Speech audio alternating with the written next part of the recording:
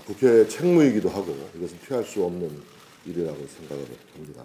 다만 야당의 주장대로 허겁지겁 12월 2일, 12월 9일 대통령 탄핵을 처리하겠다. 저는 이것을 답안지로 받아들일 수가 없습니다. 설명을 좀 드리겠습니다. 탄핵 절차가 진행된 이후엔 두 가지 시나리오가 있을 수 있습니다. 헌법재판소 판결이 2, 3개월 내에 내려질 수도 있고 또 1년 이상 길어질 수도 있다는 지적이 있습니다.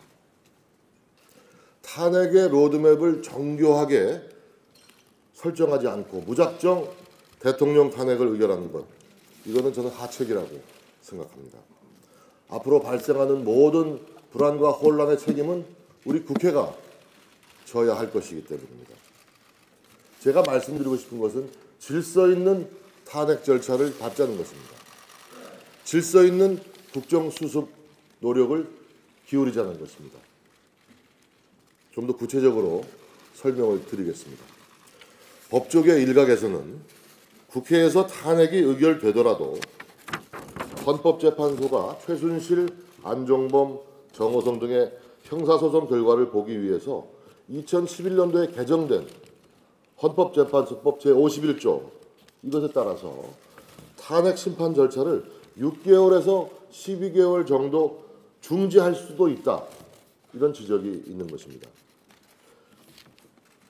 헌재법 제51조 심판 절차의 정지 규정이 있습니다. 피청구인에 대한 탄핵 청구 심판과 동일한 사유로 형사소송이 진행되는 경우 심판 절차를 정지할 수 있다. 이렇게 되어 있습니다.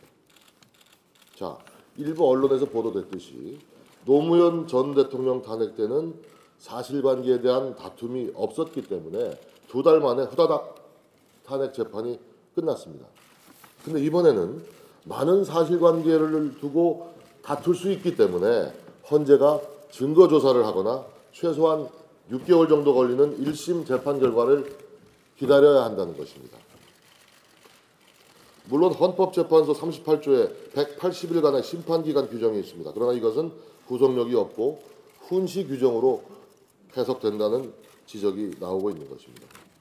자, 이럴 경우에 헌법재판소의 최종 결과는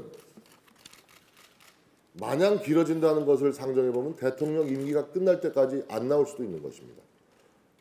국회의 탄핵 소추안 의결로 대통령의 직무가 정지된 상태에서 황교안 대통령 권한 대행으로 대통령 임기를 다 채울 수 있는 그런 상황도 벌어질 수 있는 것입니다.